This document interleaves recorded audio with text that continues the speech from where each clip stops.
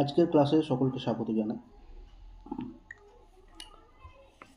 আপনারা সকলেই অবগত যে আজকে বর্ধমান ইউনিভার্সিটির অন্তর্গত বর্ধমান ইউনিভার্সিটির পরীক্ষা ছিল এবং সংস্কৃত পেপারের যেটা 4th সেমিস্টারের পরীক্ষা ছিল জেনারেল পেপার। তো সেই জেনারেল পেপারে কী কী প্রশ্ন এসছে সেটা বিষয়ে আমি একটু আলোচনা করে দিই। তো সেই প্রশ্নটা আমি হাতে পেয়েছি এবং যারা ধরুন হয়তো নিচের সেমিস্টারে পড়ছেন, হয়তো ফার্স্ট সেমিস্টারে পড়ছেন বা সেকেন্ড সেমিস্টারে পড়ছেন জেনারেলে, তো তাদের তো দরকার পরবর্তীকালে যে কী ধরনের প্রশ্ন আসে কি না আসে এগুলো অবগত করানোর জন্য, জানানোর জন্য আমি এটা কিন্তু আপনাদের সামনে তুলে ধরছি। তো পরবর্তী সময় আপনারা কিন্তু এখান থেকে নোটসও পেয়ে যাবেন আর কি, যে এগুলো কীভাবে তৈরি করব না তৈরি করব। তো সেই বিষয়ে আপনারা আপনাদের মতামত জানাবেন, সেখানে আমার কমেন্টে জানাবেন, সেই অনুযায়ী আপনাদেরকে সেইভাবে তৈরি করানো হবে।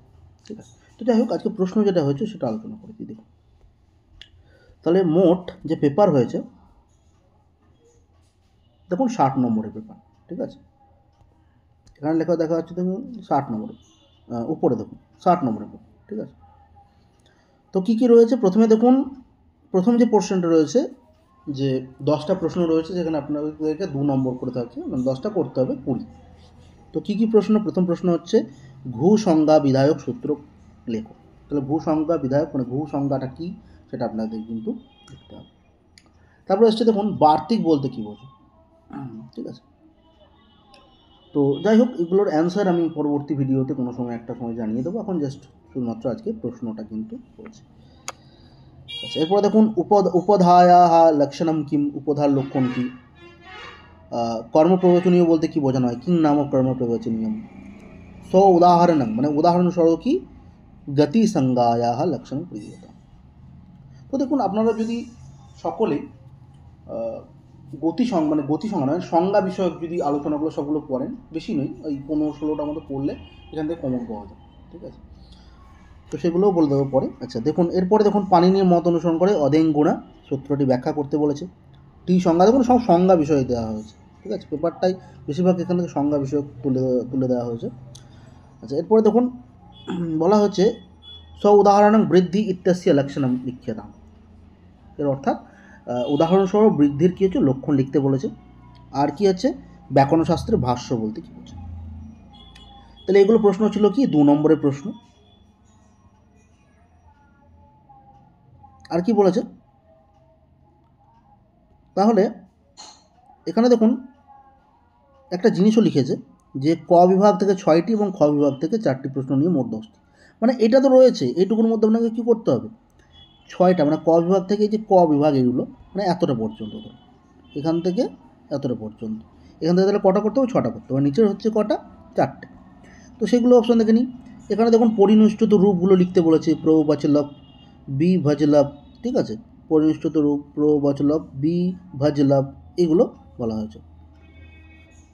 আর কি বলা হয়েছে, যে নিম্নলিখিত দেখুন কি ধাতু বলেছে। ধাতু হচ্ছে ক্রিয়ারূপ যেগুলো, সেগুলো কি পট বলুন, গম, হন, মুচ। তো এগুলো কি বলছে, যে কোনো 2টি ধাতুর ত প্রত্যয়ান্ত রূপ, ত প্রত্যয়।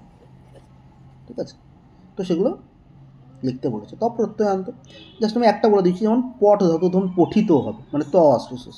ঠিক আছে, তো সেরকমভাবে আপনাদেরকে রূপটা করতে হবে। আচ্ছা, এরপর দেখুন ব্যুৎপত্তি নির্ণয় করতে বলেছেন। বুদ্ধিমান বসিতুম কী হবে? ঠিক আছে, প্রত্যয় কী হবে সেটা লিখতে হবে। এরপরে দেখুন ইয়ং প্রত্যয় নিষ্পন্ন যে কোনো 2টির পদের উদাহরণ দিতে বলেছে। তবতু প্রত্যয় কোন কালে এবং কোন বাচ্চা প্রযুক্ত হয়। ঠিক আছে, তাহলে বাচ্চা আপনাদেরকে বলতে হবে। তবতু প্রত্যয় যেমন ধরুন তবতুগুলো কোনগুলো, যেমন পঠিতবান, খাদিতবান, লিখিতবান। ঠিক আছে, তো এইগুলো হচ্ছে বান যখন যোগ হয় পুংলিঙ্গের ক্ষেত্রে, আর স্ত্রীলিঙ্গে যখন বতী যোগ হয়, পঠিতবতী। ঠিক আছে, লিখিতবতী, খাদিতবতী। তো এরকম জন্য এটা হচ্ছে এগুলো আপনাদের পড়ে নিতে হবে। জাস্ট এগুলোও পড়ানো হবে এই চ্যানেলে, আপনাদের সকলের জন্যই যেগুলো রয়েছে, যে সেমিস্টার ওয়াইজ কিন্তু সব কিছু ধীরে ধীরে পড়ানো হবে। আচ্ছা, এরপরে দেখুন পরিনুষ্ঠিত রূপ হচ্ছে, তাহলে ক্রি নথ কী হবে, গম তব্য কী হবে। ঠিক আছে, এগুলো করতে হবে। এরপর হচ্ছে যে আমাদের প্রশ্ন চলে আসছে যে লেখা আছে 4টি প্রশ্নের উত্তর দিতে হবে, তাহলে প্রত্যেকটা মাস কত 5 করে, ঠিক আছে, দিয়ে 20। তাহলে এখানে উদাহরণস্বরূপ বলেছে উদাহরণং ত্বাচ লপ প্রত্যয়ো ভেদাত আলোচ্যতা। তাহলে ত্বাচ এবং লপ প্রত্যয়ের ভেদ আলোচনা করতে বলেছে। এরখানে দেখো অর্থ পার্থক্য লিখতে বলেছে, মানে পুত্রীয়তি আর পুত্রয়াতে। তো দুটো শব্দের অর্থটা কি, শূদ্রা শূদ্রী। সার্থক বাক্য রচনার মাধ্যমে অর্থ দেখাও, এটা হচ্ছে বাক্য রচনা, মানে পুত্রীয়তি মানে আপনাকে কী করতে হবে, যে অর্থ তো লিখতে হবে, তার সাথে কী করছে, মানে বাক্য রচনাও করতে হবে, ঠিক আছে। আচ্ছা, কৃত্য প্রত্যয় যেগুলো রয়েছে, কৃত্য প্রত্যয়ের টিকা লিখতে বলেছে। সংস্কৃত ভাষায় উপসর্গে বিবিধ প্রয়োগ আলোচনা করতে বলেছে। তারপরে হচ্ছে দেখুন দেওয়া আছে যে কুত্র সন প্রত্যয়স্য প্রয়োগ ভবতি। তো সন প্রত্যয়ের প্রয়োগ কোন কোন ক্ষেত্রে হয়, এটাই করতে হবে। ইয়ং প্রত্যয় টিকা লিখতে বলেছে। আর দেখুন এখানে রয়েছে अधो निर्दिष्टेषु विभागदेषु प्रश्नम मेकम आश्रित्य प्रश्नदेयस्य उत्तरं दियताम। অর্থাৎ দুটি বিভাগ রয়েছে, দুটো বিভাগ থেকে কী বলছে, মোট দুটি প্রশ্নের উত্তর আপনাদেরকে দিতে হবে, ঠিক আছে, ক আর খ। তার প্রথমটা দেখুন যেটা রয়েছে, এখান থেকে যে কোনো একটা করতে হবে আপনাকে, যে কি সূত্র এবং ভাষ্য বিষয়ে একটি প্রবন্ধ লিখতে বলেছে। আর তবতু প্রত্যয় প্রয়োগ বিষয়ে আলোচ্যতাম, অর্থাৎ এবং তবতু প্রত্যয়ের প্রয়োগ কিন্তু বিষয়ে আলোচনা করতে বলেছে। আচ্ছা, এগুলো আপনাদের টেক্সট তুলে দেওয়া থাকে, এবং প্রশ্ন থাকবে, টেক্সট থেকে পড়ে এগুলো অ্যান্সারগুলো করতে হবে, যে কী অ্যান্সার হবে, ঠিক আছে। একটু দেখিয়ে দিচ্ছি আপনাদেরকে। তো ঠিক আছে, আজকে মোটামুটি তাহলে যে এই ক্লাসের এটুকুই থাকলো। আগামী যে পরীক্ষা হবে সেই পরীক্ষাগুলো অনুযায়ীও কিন্তু ভিডিও আপলোড করা হবে। ধন্যবাদ, সকলে ভালো থাকবে।